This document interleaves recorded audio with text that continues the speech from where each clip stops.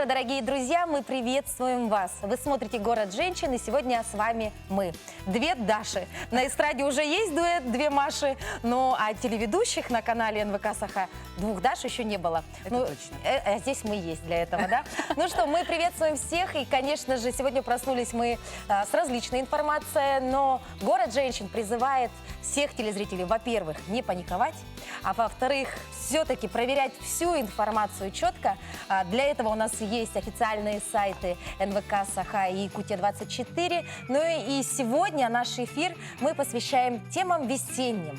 Ну, например, я хочу проанонсировать, что сегодня у нас в студии будет полезная информация для тех, кто уже готовится к посадке. Это огородники и садоводы. Очень интересная информация, потому что мы поговорим сегодня о том, как можно вырастить в Якутии те самые красивые лилии. Обожаю лилии. Доброе утро всем.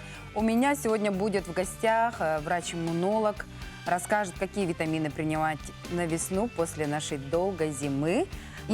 И еще мы с тобой сделаем сегодня упражнение на внутреннюю гармонию. Вот так вот. А еще, дорогие друзья, раз уж наши детки уже сидят все по домам, мне кажется, полезная информация для родителей будет, как же с пользой провести время для себя любимой и вместе со своими детьми и изготовить те самые маски. Мне кажется, это очень полезная информация, поэтому оставайтесь с нами, и мы начинаем наш эфир.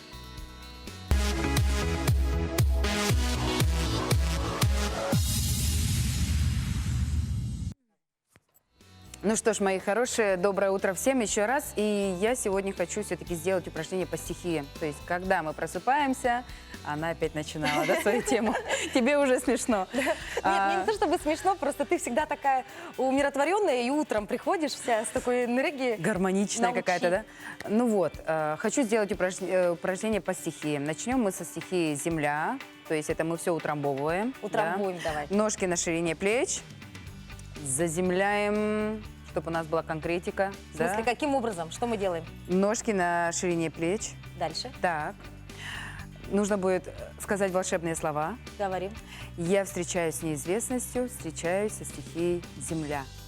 Я встречаюсь с неизвестностью. Я встречаюсь с неизвестностью. Я встречаюсь с стихией земля. Баланс назад, то есть чуть-чуть наклоняемся назад, коленки сгибаем и смотрим вниз. Да? Шаг вперед одной ногой, например, левая, правую сильно, и надо заземлить. Заземлить.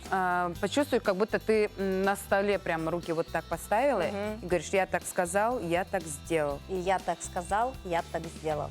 Все, опускаем назад. А я ноги устали уже. Ты должна в напряжении это Вообще сделать, заземлить. Заземлилась. Да. Теперь с правой ноги шаг. И я так сказала, я так сделала. Я Будь так конкретной, чтобы у тебя рука не шаталась. Я так сделала. Все.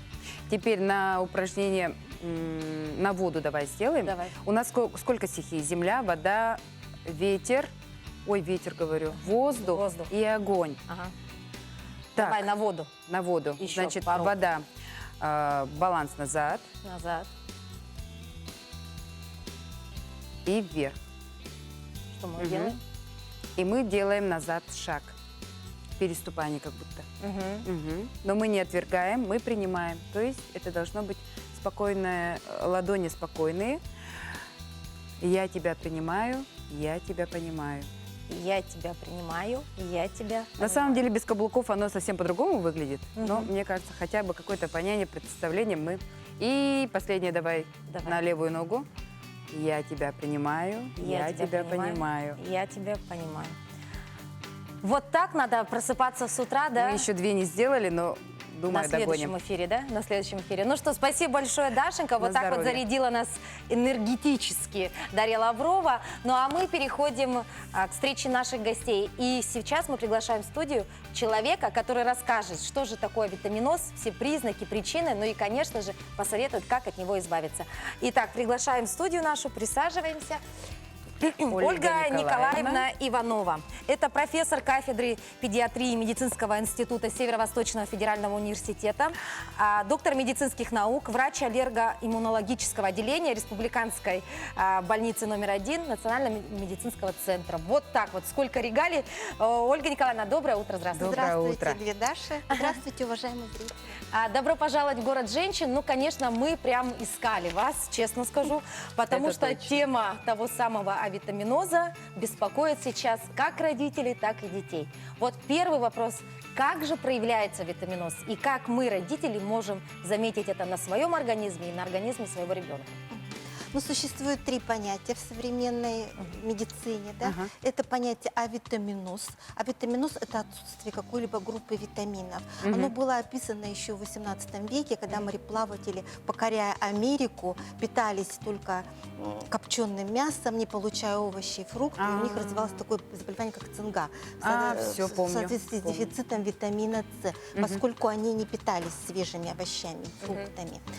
Гиповитаминоз – наиболее популярное понятие. Это недостаток какой-либо группы витаминов. А витаминоз это полное Это отсутствие. полное отсутствие. И гипервитаминоз, вы знаете, что одно время было очень много, модно пить поливитамины, пить их постоянно. И существовал такой понятие гипервитаминоз, то есть переизбыток Переизбыток. витаминов. Поэтому в Уже любом фанатизм, да, лечении, витаминами? надо подходить профессионально, грамотно, с рекомендациями врачей все-таки. То есть это неправильно, да, рассуждать так, что вот если у меня не хватает, вот какие-то симптомы пошли, что у меня авитаминоз. На самом деле это не авитаминоз, да? Это скорее всего... Это гиповитаминоз, Гиповитаминоз. потому что мы сейчас все-таки питаемся все очень неплохо, Так. разнообразно. Мы получаем ежедневно овощи и фрукты, мясные продукты, молочные продукты. Все это в комплексе, конечно же, наш организм получает и микроэлементы, и витамины. Но все-таки зима в наших условиях – это тяжелое испытание Да. для всех людей, поскольку у Особенно нас детям, да? понижен уровень инсоляции, наша кожа получает меньшее количество солнечного света, как в средней полосе России или европейской части России. Но все-таки и весной мы себя чувствуем немножко утомленными. У нас возникает такое чувство, как слабость, быстрая утомляемость, сонливость. Это, конечно, связано с гиповитаминозом. Существует несколько групп витаминов, но я бы хотела остановиться на витаминах группы А. Да? При вот этой группе витаминов вот такой гиповитаминоз можно поставить даже визуально. Да? Как? Вот. Волосы теряют блеск, появляется ломкость волос, тусклость волос. Да? То есть это касается и взрослых, и детей? Да, у человека снижается иммунитет, снижается аппетит. Витамин группы С – это очень важный витамин, поскольку он влияет на работоспособность человека. Тоже снижается иммунитет, появляется частая заболеваемость острыми респираторно-вирусными инфекциями, утомляемость, слабость. Витамин группы В1 влияет на состояние кожи, что очень для женщин. Да? Вот это И сухость кожа, или волосы и пигментация? ногти. Да. Появляются вот так называемые заеды на уголках рта. То есть мы вот такой гиповитаминоз можем поставить предварительно даже визуально. Витамины группы В2, В6 и В12 влияют на когнитивные функции ребенка и взрослого. То есть человек хуже усваивает, у него снижается концентрация, внимание, нарушается сон, появляется депрессия, депрессивные состояния. Ой, из всего перечисленного такое ощущение, что у меня вообще Всё вот это всё все есть. во мне, да? Да. Витамины группы D – это очень важный витамин для северян, и особенно для растущих детей, поскольку он задействован в образовании остеокластов, да? То есть тех составных составляющих вот кожи, костей. Тем более у растущего организма идет активный костный рост, и поэтому витамин D мы рекомендуем в зимнее-осеннее время курсами детям. Без перерыва. Без перерыва. Сейчас появились новые формы витамина D. Это Аквалитрин? водорастворимые формы, да, которые легче усваиваются и дают лучший эффект и меньше побочных действий. Поэтому моя малышка вот 2 года, она постоянно круглогодично принимает Да, этот да. И мне бы витамин. хотелось на витамине Е остановиться. Он тоже считается витамином красоты. Он влияет на состояние кожи, волос и, кроме того, влияет на репродуктивные функции женщин. Да? Вот Поэтому так все это очень важно. Да. Сейчас вот в современном мире появились прекрасные комплексные поливитамины с минералами. Они сделаны в сочетании друг с другом. Да. Некоторые из них достаточно одной таблетки в сутки. Курсы витаминотерапии ГРВИ длятся от 1 до 3 месяцев. Месяцев. То есть не нужно пить витамины те самые круглый год, да? Нет, это курсы именно. Именно да. курс. Курсы. Я бы хотела порекомендовать нашим уважаемым телезрителям все-таки обращаться к своим лечащим врачам при назначении себе поливитаминной терапии. А Потому что нужно ли витамины бежать разные. именно к иммунологу, либо достаточно сходить к терапевту? Ну, было бы замечательно, если вы пришли к иммунологу, мы определили еще ваш иммунный статус. А как это определяется? по- Визуально или нужно сдать Нет, что какие-то вы, анализы? это именно иммунограмма и определение уровня субпопуляционного уровня иммуноглобулинов сывороточной крови. Именно по ним мы судим состояние. Вопрос населения. сразу. А мы можем пройти это где-то в рамках вот именно медицинского нашего страхования, то есть не платя за это? У нас есть такое возможность? Да, вот, конечно. То есть приходим к врачу и говорим, хочу пройти Да, конечно. Иммунограмму. иммунограмму, да? Да, конечно, Национальный центр медицины проводит иммунограммы, СПИД-центр проводит и другие муниципальные лечебные учреждения. По полису проводят. ОМС. Да, конечно. по полису. Вот так вот, да? Хорошо, ну, то Здорово. есть все-таки мы весной необходимо именно контролировать прием пищи, который содержит эти витамины, или все-таки организму лучше помочь и вот Дополнительно добавить те витамины, самые поливитамины и минералы? Ну, это, наверное, по индивидуальному самоощущению пациента. Если он, конечно, чувствует себя усталым, разбитым, с трудом поднимается с утра и с трудом идет на работу и высиживает рабочий день с большим трудом, конечно же, нужно обратиться к терапевту. Тот, в свою очередь, проведет дифференциальный диагноз, если надо, отправить иммунологу, аллергологу. Ну, а вообще всем нашим телезрителям я бы хотела обратиться с просьбой все-таки придерживаться правильного питания. Питание. Поскольку некоторые продукты, например, газированные напитки, выводят кальций и витамин D из организма. Ну что? А я-то думаю, пью витамины и все время спать Да, хочу. Да что ж такое-то, необходимо да? все-таки Газировку ограничить прием вот таких вот, да, по великим праздникам или по очень большому желанию вот таких вот продуктов. И все-таки необходимо каждый день употреблять овощи, фрукты. Желательно, если они все-таки были выращены на своем огороде. Да, в контексте следующего нашего Да. соведущего, да.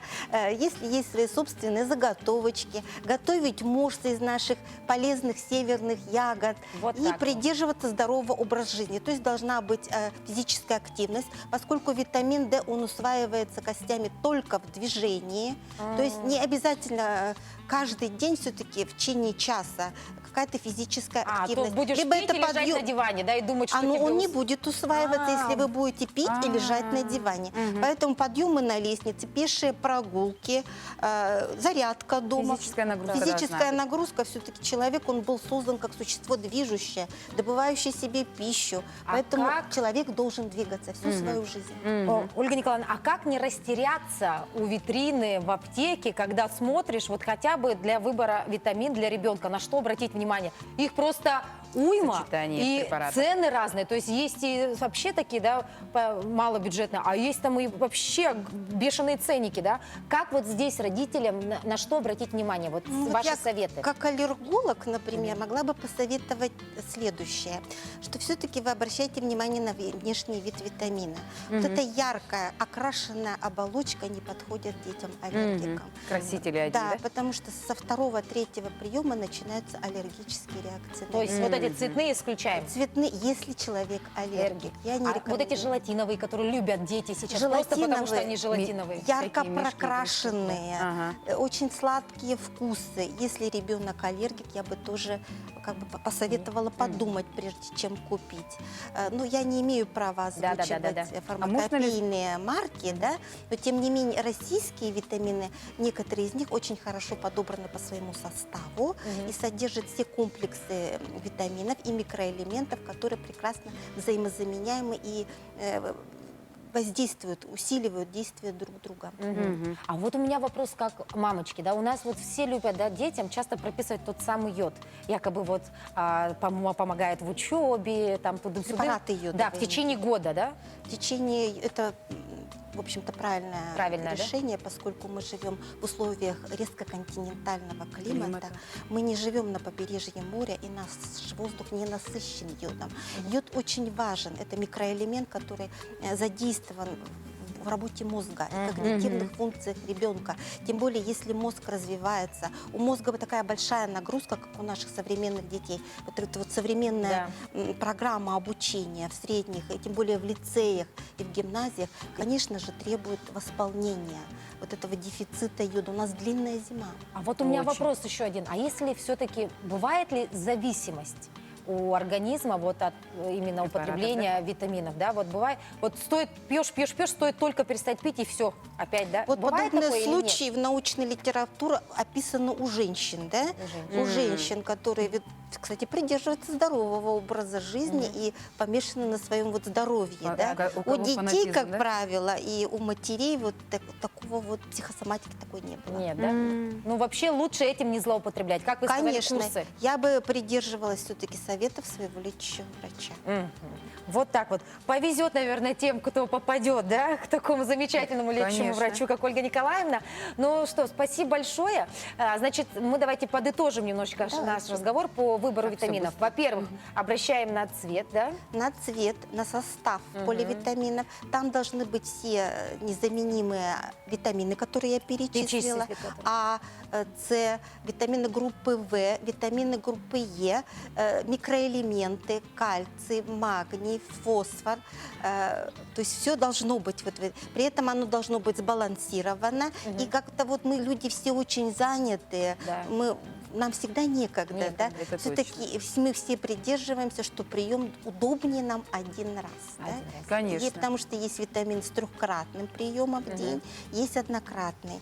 Поэтому в силу лучше нашей однократное. занятости мы не всегда успеваем проконтролировать трехразовый прием Поэтому витаминов лучше можно нашим взять ребеночкам. однократный хотя бы. Однократный, конечно. Вот Тем более так. такие формы есть. И опять-таки размер таблеток, обратите внимание, у некоторых витаминов есть очень крупные капсулы и крупные таблетки, да, которые трудно проглотить и ребеночку, и взрослому. да. Дорогие, Сразу наверное, уже да? сразу отрицание. Не буду пить, и все, просто потому что Да, она да, большая. потому да? что вы купите, потратите деньги, а ребеночек скажет, вы знаете, я вот не могу даже проглотить этот препарат, поэтому вы придерживаетесь то, что все-таки подходит вам и вашему ребенку. Вот так.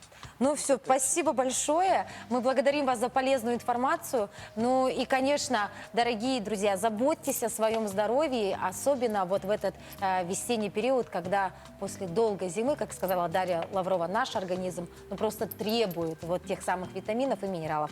Спасибо большое, Ольга Николаевна. Ну что, мы продолжаем наш эфир, и сейчас мы будем творить своими руками, созидать, так сказать. Ну а что, мы узнаем прямо сейчас. У нас сегодня в студии резидент бизнес-инкубатора, дизайнер Анна Махарова. Анна, здравствуйте. Доброе вот утро. с дизайнерами, конечно, можно творить Всё, что весь угодно. эфир, да. Но сегодня мы делаем что? Давайте покажем нашим телезрителям, что сегодня мы будем делать с Анной. В свете последних событий сейчас как никогда актуальны маски. Сейчас такое время, что маски вдруг стали дефицитным товаром, поэтому их нигде нету. Но мы не отчаиваемся, всегда есть выходы. Я бы хотела вам рассказать о масках. Вообще маски бывают одноразового пользования. Пользовался и выкинул через 2-3 часа. Вот такие, да, классические маски, к которым мы привыкли. Но так как их нету, можно маски изготовить дома, в домашних условиях. Многоразовые маски, которые можно стирать и носить часто. А вот интересно, но это же такое еще это может сделать любой человек, не умеющий, или все-таки нужно иметь какие-то навыки в швейном мастерстве? Нет, маски может сделать буквально кто угодно. Да? Да, абсолютно. Даже дети могут, которые уже умеют пользоваться иголками, им тоже это под силу. Ну вот мы примерно этого уровня, да? Или ты умеешь шить, Даша? Нет. Нет? Ну вот мы, значит, Я маски самые смогу, дети, да? а вот дальше нет. точно. Хорошо, вот с чего начинаем, что нам понадобится, и, конечно же, разновидности какие у нас будут. Так, маски у нас бывают одноразовые, их надо делать из марли или из бинтов. Стерильных, не стерильных, это не важно. И также нам понадобится для этого вата любая. А для многоразовых масок нам нужны ткани хлопкового происхождения, чтобы они были гипоаллергенные, потому что мы их носим непосредственно, получается, к носу, к лицу, и чтобы у нас не возникло аллергии. А ткани бывают хлопковые, получается, ситец, бязь. И также есть трикотажные детские ткани, которые мягкие, очень нежные, они очень приятно на ощупь, и получается, к лицу будет приятно. Это пеленочки. Пеленки, Да. точно, да? Да. А это ХБ, да? Есть вот такие, да. Есть просто ХБ, которые не тянутся, но тем не менее они тоже подходят. Ой, ну Анна-то у нас не забыла еще о выборе принта. Да. Дизайнер же, все должно быть со вкусом, так Да. сказать. И Да. прям это И вот, красиво же. Дарья, вот тебе прям с горохом подошло бы к лицу вообще. Прям очень. такая Или вот есть. этот желтенький. Вот с горошком, это Да, наша да, да. тема. Хорошо, ну что, выбрали мы, значит, себе по дизайну, по качеству ткань.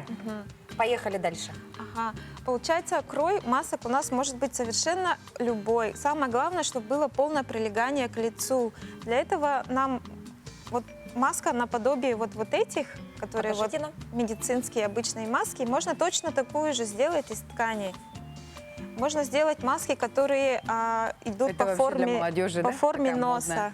А, под нос выемка Да, есть. есть детские, ну, можно разные. Ага, Посмотрим.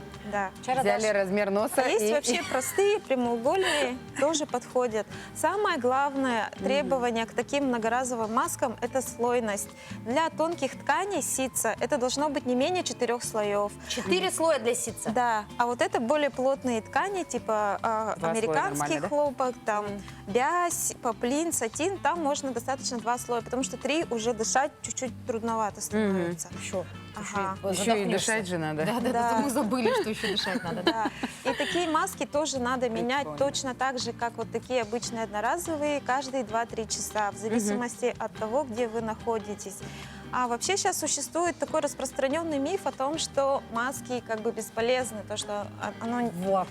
не И везде спасет. читаем, Да. она ни от чего не спасет. Но тем не менее их сметают везде, их нигде нету. Это знаете почему? Потому что маски защищают нас от самих себя. Мы непроизвольно трогаем лицо в день, получается, до 2-3 тысяч раз. Реально Ну да. это подсчитано. И вот та Ага. самая инфекция на руках даже, да? Да. И получается, маски дают нам даже психологическую защиту, во-первых. И Как во-вторых, будто бы, да? с маской на лице мы уже интуитивно не трогаем лицо, потому что у нас лицо уже закрыто, и тем самым мы сами защищаем себя от своих рук. И, естественно, нам надо все дезинфицировать, чтобы маски руки помыл, почистил, сколько у после нас? этого одеваешь маску. Потому что грязными руками, если одеть маску, то, в принципе, можно ее и не носить. Действительно, логики нет. Ага. Ну что, значит, первое, мы должны все-таки выбрать дизайн, да? Выбрать правильную ткань, Да. выбрать, сколько слоев у нас будет, да? Да. Ну, а сам процесс? Сам процесс, нужны будут еще резиночки для удобства, но можно сделать веревочки. Вот, допустим, одноразовые можно делать просто из бинтиков.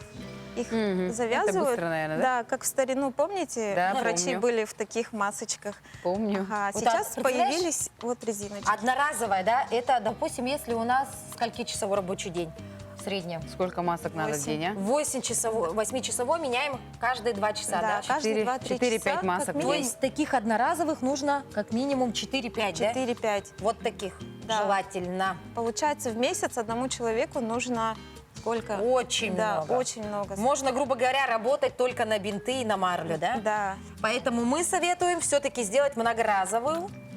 Мне кажется, Взяли, да. постирали, на следующий день Да. опять на работу. Несколько вышли со штучек, своими да, масками. например? Несколько штучек с собой таскаете, стираете, каждый день носите. И это рекомендовано для всех возрастов. Если вы выходите из дома, допустим, в общественном транспорте, где-нибудь нужно обязательно носить маски для, на всякий случай. Да, да, да. Вот. Так, ну что, Вообще бывает процесс. разное.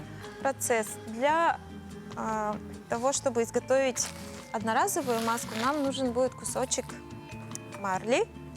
Марля у нас совсем тоненькая ткань, видите, она вообще прозрачная, поэтому тут нужно много слоев. И тем более через нее дышать как бы гораздо проще, чем через обычную ткань. Мгм. Ага. Получается, марлевые ткани бывают разной ширины, и в зависимости от этого можно... Еще и плотность разная бывает. Да. Мы сразу режем вот такие кусочки. Это у нас будут веревочки наши. 4, да? Да. Нет, даже 2 достаточно. Вот порезали, скрутили, и все. Длинная Всё. получилась повязочка. Тут самое главное быстро, неприхотливо, чтобы было. Тут уже не до красоты, как Я говорится. уже знаю, что я буду делать Да. сегодня вечером со своей дочкой. Да. Но я все-таки за красивые масочки. Да? Я не смогу так марлю просто. Ага. Ну что, дорогие друзья, оставайтесь с нами, потому что сразу после рекламы мы продолжим этот занимательный процесс изготовления тех самых масок.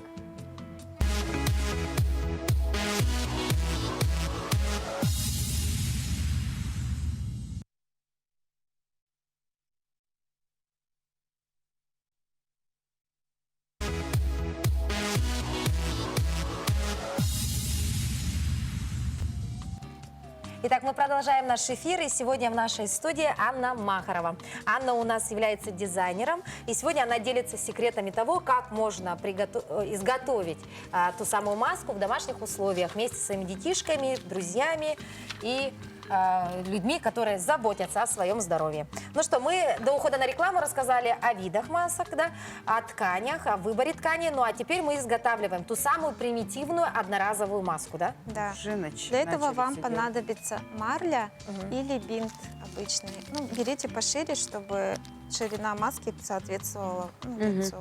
То есть сколько слоев мы марли-то брали? Марли Наверное, можно побольше, потому что она очень сетчатая. Мы кладем ваточку. Очень все посередине. просто же, да? Да, все просто. Это маска, которую надо будет выбросить. Ее нельзя будет уже не постирать, ничего не сделать. А, так это же мы можем чуть ли не Наверное. перед самым выходом, да? Да, Смотрите, даже шить ничего не надо. да, шить ничего не надо. А, кладем вот эти Вау. наши веревочки. Да, буквально вот так вот все готово. Как все быстро. Мы Да, тут но она, настраивались, конечно, да? не такая эстетичная, красивая, но Не, ну тем можно, не менее можно она нарисовать смайлик на все лицо вот так вот, да? Пятачок, Да. и будет очень даже забавно. Смотрите, 2 секунды, и маска готова. Слойность сами регулируете, да? Вату сами выбираем. Давай посмотрим. Ой, уже Давай мы помада тебя еще. привяжем. Нет, нет, я все-таки за эстетику, поэтому... Она нет. ждет красивую маску. Да. Также Вот. можно для одноразовых масок использовать вот такие полотенца, которые вот, ну, тоже одноразовые. Их тоже вот пару слоев делаете. Можно тоже к бинтику Прям как с аптеки. да, пришить, присобачить, и все. То же самое. Она тоже одноразовая, она будет более эстетичнее, чем, Да, допустим, марля, да? однозначно. Но марля, она как бы натуральная, Зато она- да, она А более тут как-то приятная. синтетика А это такая. синтетика, конечно. Будет пар скапливаться, как бы вот.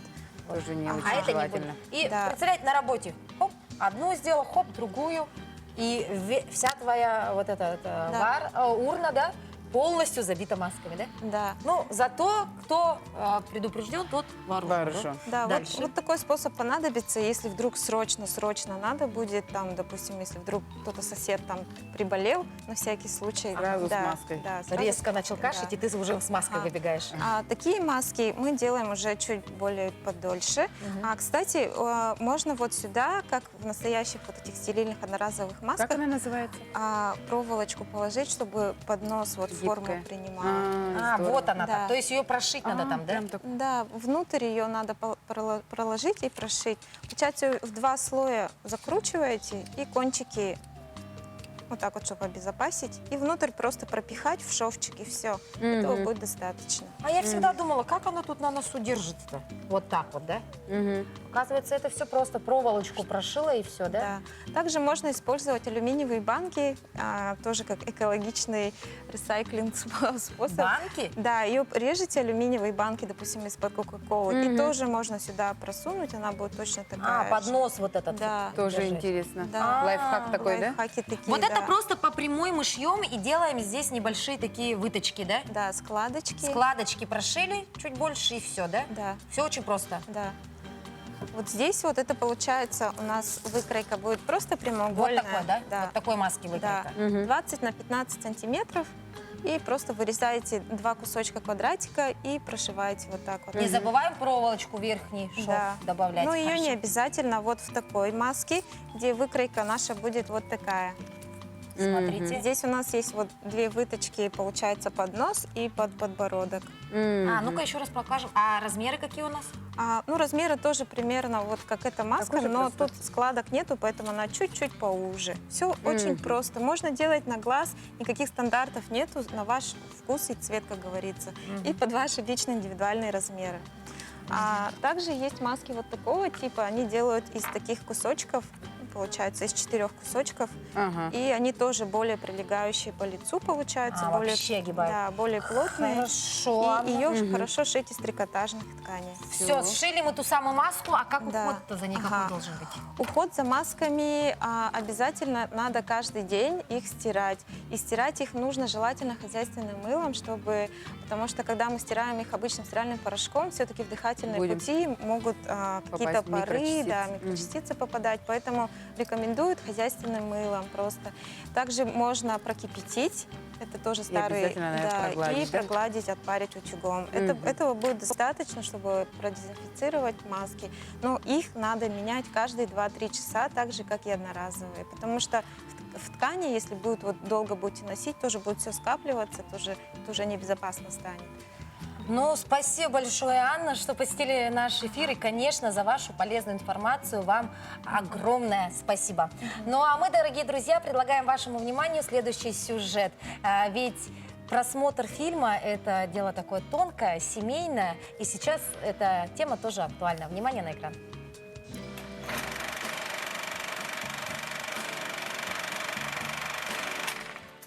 Что посмотреть на выходных? Мы, конечно же, знаем ответ и с радостью вам посоветуем. Все эти фильмы есть в свободном доступе в интернете. Итак, начнем с потрясающей киноленты «За пропастью во ржи», которая вышла в 2017 году.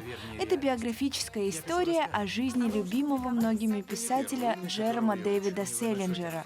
Все начинается с того, что молодой амбициозный литератор, стремящийся стать настоящим писателем, проходит череду испытаний и в конце концов достигает цели.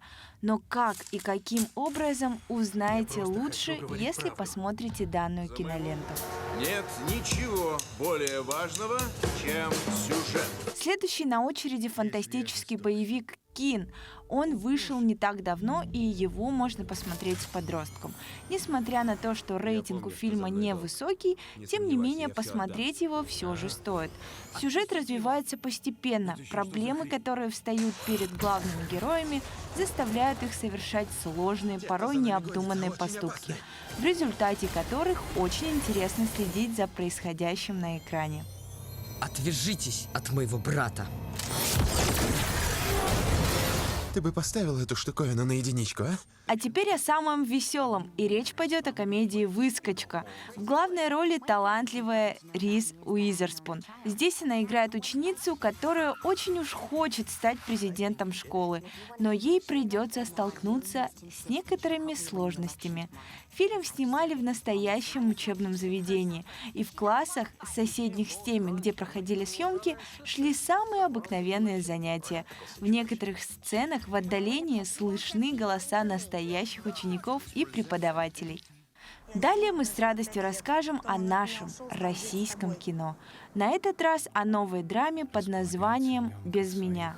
Сюжет весьма интригующий. Две девушки, любившие одного мужчину, после его гибели получают сообщения, автором которых может быть только он.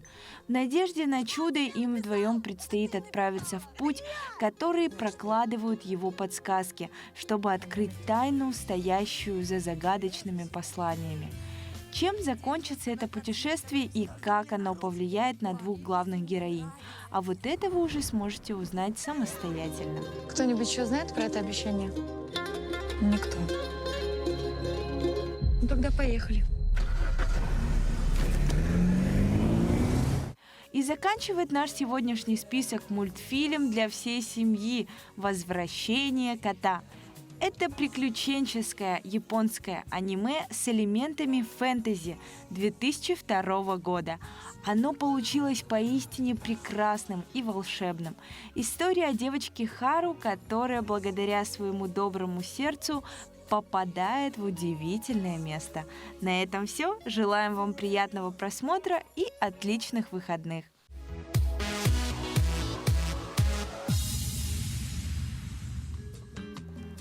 Благодарим за сюжет, потому что сейчас самое актуальное время, когда мы будем смотреть с детьми мультики. Действительно, есть чем занять, помимо того, что мы шьем Маски будем масочки, шить. да, можно посмотреть хорошее кино. Да. Ну а мы приветствуем в нашей студии следующего гостя, это Варвара Ивановна Григорьева. Многие ее знают под псевдонимом Балбара, и она у нас завсегдатай наших эфиров, потому что она у нас замечательная бабушка, вкусно готовит, но сегодня она пришла в качестве садовода и огородника и поделится с нами своими секретами. Самыми Вы знаете, ценными, что да? у нее уже все цветет? У нее уже, ну, благо цветы пока не на грядках еще, да? Но я думаю, у одной из первых вообще в республике, у Варвары Ивановны, появляются те самые плоды. Но давайте мы сегодня все-таки поговорим. Люди-то уже рассаду посадили. Для тех, кто еще не успел, кто может что Моя успеть мама еще посадить? точно не успела. Ну, прежде всего, я хочу сказать доброе утро всем своим садоводам-огородникам. Сейчас Аня так рассказала много всего про маски, а я хочу теперь рассказать, что мы посадили и что мы будем еще сажать. Это тоже очень актуально, потому что уже с января-февраля все занялись посадками. А сейчас месяц март – это самый посадочный месяц. В январе-феврале мы садили многолетники, такие как шток-розы, дельфиниумы, аквилегии, то есть те, которые очень длительно растут, и устомы, которые все сейчас очень любят. А также лук-порей, тот, который тоже с очень длительным вегетационным периодом. А сейчас, естественно, уже все, что кто не успел, вот сейчас, Догоняет. чтобы не опоздать, да, Догоняет. с посадками, март самый насыщенный для садоводов-огородников. Это все однолетники, это все то, что я говорю, вы не успели посадить еще в январе, феврале, будем сажать в марте. Еще есть И возможность. еще есть возможность, да. И еще хочу заострить внимание, естественно, сегодня, что очень многие огородники торопятся с посадками. И поэтому сегодня очень-очень так для всех актуально, что вот я хочу сравнить, да. Вот смотрите, посаженный в январе перец, Перчик это. да, это перец, он уже, это считается переросшим. Вот так рассаду не надо выращивать, потому что когда его будете сажать уже в огороде, у него опадет весь цвет. Многие садоводы радуются очень, огородники, что везут уже там с перчиками, со цветом, все. Но когда мы пересаживаем в грунт, это получается огромный стресс для растения. И все цветочки опадут. И урожай вы получите намного позже. Меньше. Поэтому такое делать не надо. Вот в улитке перчики посажены совсем-совсем недавно. Эти, и вот они вот так вот. Сначала просто в улиточку без земли, а теперь немножечко вот подсыпали земли. Затем они будут подрастать. И по мере подрастания еще подсыпаем земли. И вот так в улиточке они могут расти до самой высадки в грунт. То есть не надо бежать Торопиться вперед нельзя, паровоза. не то, что не надо, а даже нельзя. Вот в настоящее время, в марте, даже те, которые перцы с очень длительным вегетационным периодом, должны выглядеть вот так. Вот он, правильный Да, перец, правильный. товарищи. Вот он, правильный перец, рассада Да. перца. Вот это, которые посадили, да. Так, ну что, Варвара Ивановна, про перчики мы поговорили? Нет, и я хочу еще Нет, сказать, говорит что она. нет. Дело в Быстренько, том, у что нас рекламная если уже так случилось, то тогда нужно обязательно пролить Мы ответом. продолжим после рекламы, Варвара Ивановна. Хорошо.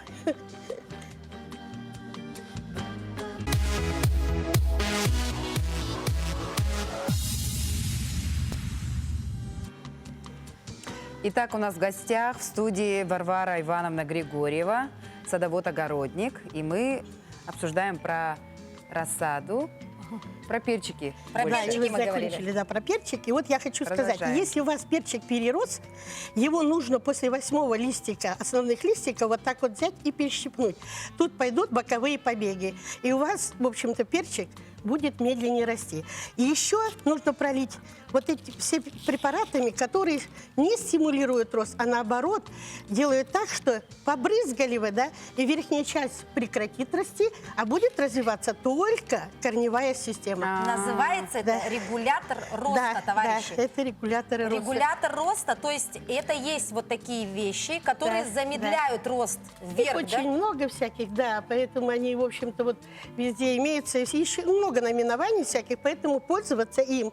И я говорю, будет развиваться только корневая система, верхняя часть будет, наоборот, такая крепенькая и хорошая. А почему на 8-м листике именно? Именно на 8-м? Это так, перчики, да. Перчики на 8-м листике Настоящим, да. Это вот идут сначала семидольки, а потом считаете, на 8-м прищипываете сердцевинку. Один только или все, которые выше пойдут? Нет, вот эти. Один. А вы прищипнете, сразу пойдут Хорошо. боковые. Хорошо. По поводу петунии тоже немножечко остановлюсь. петунию Вот любят все смотрите, сейчас, это да? сурфиния, разновидность тоже петунии. Это тоже петунья. Это все переросшие. Разновидности Чтобы не всяких. запустить, ну, чтобы не так вот они не росли, нужно обязательно взять Боже! Что вы вот, делаете? и все. Это вот я Вы вот так, отрезали цветы. вот так Переростки срываю и дарю вам букет. О, Вот это видишь? это вот та Да, самая петуния, да. которая весь город усажен. Да. Да? Нет, это сурфиния. А, А это вот это сурфиния. петуния. Ой. Вот мы ее прямо Понюхай, берем. Запах лета и весны. О, прям Варвара помидорами Ивановна рубила запахло. все. Да, все, и вот запах, все.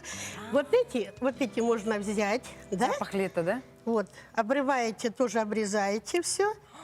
Вот, обрезали, жалко. смотрите, обрезали. Все обрезали, Да, всех все обрезали. обрезаете, оставляете только 2 листика. Вот так, да? Тут, чтобы был синтез, надо обязательно, потому что питание будет идти Это с что? листиков. И сажаете петунийку вот так, корневинчик или стимулятор роста любой. Обсыпали, опудрили и посадили. Вот вам она новая про- петуния. И она прорастет. А, да вы Да, что? Ну-ка, да. ну-ка, ну-ка, вот это надо показать, Да, товарищи.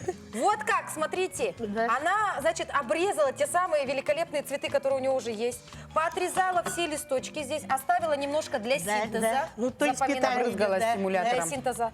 Побрызгала стимулятором. Прям роста. Нет, макнуть нужно. Макнуть Да, в в стимулятор и и поместить посадить в почву. таблеточку.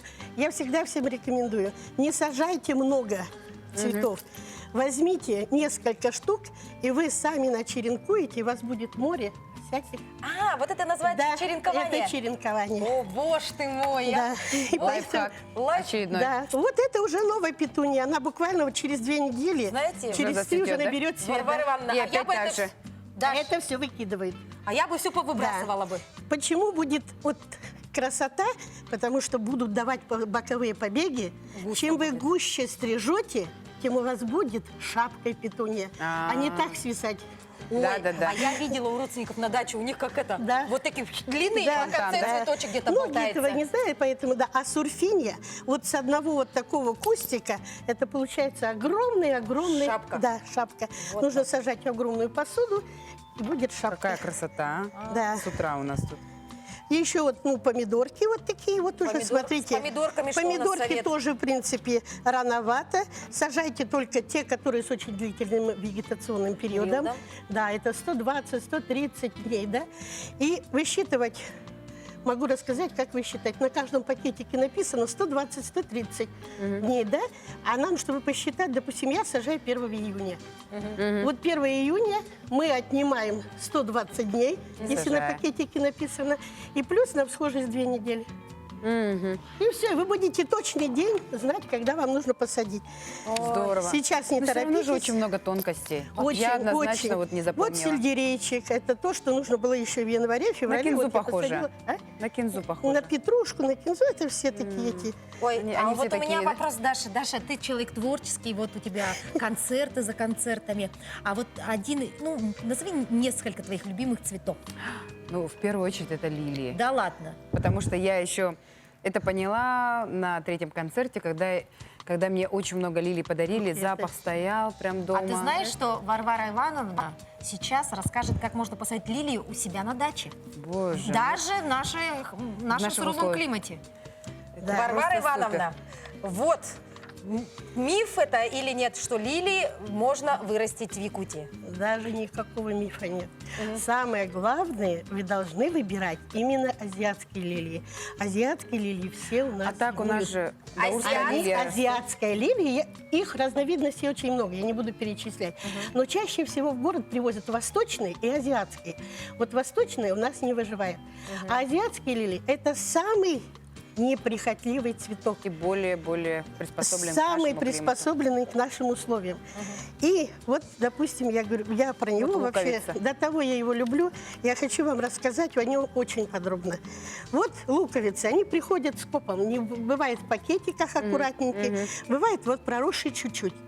Те, которые чуть-чуть проросшие, вы берете вот такую тару, да, и туда вниз кладете обязательно дренаж. И у меня нету дренажа, я всегда делаю яичную скорлупу. Скорлупу Да, яичную? Лайфхак. обязательно, да, промыть, просушить, затем вот вниз кладете, и у вас уже дренаж. Потом землю В обязательно. любые цветы, да, дренаж? В любые, вот во все Даже у на меня комнатные. цветочки, везде такой дренаж. Чтобы лишняя водичка, если появилась, она будет стекать сюда. чтоб не Это, стухло да, всё. это А что дренаж. мы туда... А сейчас вот, да, обязательно перед тем, как посадить, нужно побрызгать фитоспорином, разводить. Фитоспорин для любой рассады, в огороде, в теплицах. Все сначала проливайте. Это Защита живые растений. бактерии, которые делают профилактику от всех грибковых, от всех бактерий. Поэтому его проливаете. И сюда еще можно добавить капельку этого эпина. Это стимулятор Эпин? роста. Да, стимулятор роста. И вот этим пролили хорошо, да? И если лилийка не такая, в смысле, не сильно проросшая, то ее вот прямо сажайте глубоко и полностью закрываете землей. До высадки в грунт она у вас вот будет вот тут вот расти. Прямо Вот это, у нас во дворе, например, растет лилия даурская. Мы специально ее Да, да, это вот это вот они Пересадили похожи очень, лилия даурская и вот лилия азиатская. Поэтому и... Просто эти очень-очень много разновидностей всяких. Если у вас вот такой изогнутый получается, да, вот ну, такая вот попадается очень часто, да. Какой-то кривой. Да, его нужно посадить в более плоскую посуду, более такую широкую, чтобы вот полностью закрыть тоже черенок. Чтобы она потом прямиком выросла. Да, потому что вот тут вот идут тоже корни и образуются луковички. А размер Дополнительно. луковиц имеет значение? Луковички обычно привозят всегда те, которые вот в этот год прямо они сразу зацветут. Но самое интересное в этом цветке, что в него все абсолютно части тела его, этого цветочка, можно размножать. Да. И я вам сейчас покажу. Вот смотрите, луковицы. вы приносите домой, и вот у вас тут, смотрите, чешуечки. Это вот луковица, да? От луковички вот чешуйки. И Вот. я бы выбросила опять. Все выбрасывают. И в магазинах все Не выбрасывают. выбрасываем А я ничего. ничего не А выбрасываю. Варвара Ивановна не выбрасывает? Нет, я не выбрасываю. Смотрите. А что она делает? Вот смотрите. А я, вот нам на 4-ю камеру. да, я вот смотрите. Все, земельку положила. Да? С земелькой прикрыла. С земелькой прикрыла. Все полностью. Вот. И у вас... Вот, они у меня уже росли. Я специально выкопала для того, чтобы показать. Вау. Через 2 недели новые лилии. Боже мой. Та-дам! Вот, пожалуйста, да. Видите? 2 Это уже- недели, всего лишь 2 недели. Товарищи, недельки. вот от луковицы мы отламываем Чешуечки, вот смотрите какие. Чешуйки, Смотрите, и уже детки у них появляются. есть детки. Да, да. Просто землей прикопали Даже немножко. меньше, да. Вот просто засыпал, вот. Просто берете произвольно, не надо их укладывать там или что-то, чего-то. А поливать Вот. нужно Вот их? так Да, накидали, вы побрызгали сначала также фитоспорином, Фитоспорин. потом сюда побрызгали и положили вот так, и все, и закрыли. Так получается, из одной луковицы Это сколько ж да, можно да. сделать-то? Вы все, которые луковички, вот эти вот, которые вот они, смотрите, ну как бы они друг об друга пока идут же, трутся, поэтому у них получается вот это вот ничего не выбрасывать, это все живое. Варвара Видите? Ивановна, это получается от чешуек уже вот эти цветочки пошли? Нет, это я сейчас расскажу. Вот эту луковичку, она бывает с длинными корнями. Если корень длинный, то не надо его там запутывать, всяко складывать. 3-ю часть обрезайте, потому что тут пойдут вот все новенькие побеги. Если у вас отломалось, не волнуйтесь, замачивайте в стимулятор роста или вот гетероуксин. Обязательно перед посадкой нужно по инструкции развести, замочить минимум на 6 часов. А так вообще можно до 20 часов даже. И вот эту луковичку вы пообработаете, посадите, и она тоже будет расти. Вот так вот. У нас Так. остается совсем немножко Да, времени, буквально и 2 еще, минутки. и еще вот это все можете порезать на кусочки, почеренковать. Можете эти листочки вот оборвать и уже вот корни. Их вот в этой части тоже да, корни вот могут это, вот эти можете листочки отдельно посадить. Боже. Вот эти череночки режете наискосок и тоже сажаете. С ума. Ну, а вот посадили-то в землю-то когда? В Когда землю, высаживаем их когда лилии? уже зацветет в мае, вообще? как прогреется земля, сразу сажайте в землю. Дистанция какая? Дистанция, их нужно по 3 штучки куртинками такими сажать, хорошо ямку сделать, вырыть туда с хорошей земли добавить, дренаж тоже камушек накидать, и туда их посадить. И они растут на одном месте 8-10 лет. Их каждые 3 года можно вот так вот вытаскивать, детки убирать и рассаживать, рассаживать, рассаживать. Они очень красиво смотрятся вместе А с дельфинием. цветут-то когда? Когда можно прийти и Они фотографии-то с- делать с лилиями? С июня, с конца июня, если они вот не успели зацвести, они иногда вот успевают зацвести Начало даже в июля, горшке. да, еще? Да, нет, в конце июня зацветает и до конца августа цветет.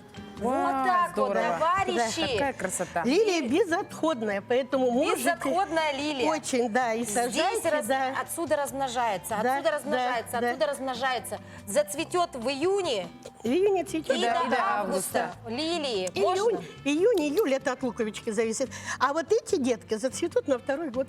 На второй. У них сейчас будет. Всё. Вот так вот. В общем, сажаем лилии, товарищи, пользуемся советами нашей уважаемой Варвары Ивановны, да? Сажаем лилии и на концерт Дарьи Лавровой со свежей лилиями. хапкой цветов. Да. Со снохапкой цветов. Ну что, Пусть у всех все растет, пусть у всех все цветет.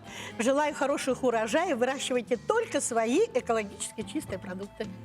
спасибо Благодарим, большое. благодарим. Ну а я летом обязательно отправлюсь к Варваре Ивановне на дачу Обязательно, я и вас сниму буду про ждать. это сюжет. Обещаю вам. Хорошо. Увидимся скоро совсем. До новых встреч. Будем ждать. Не забываем о том, что информация должна быть только достоверная, поэтому доверяйте официальному сайту НВК Саха и Якутия-24 без паники. Всем Всего хорошего самого всем. хорошего. Увидимся.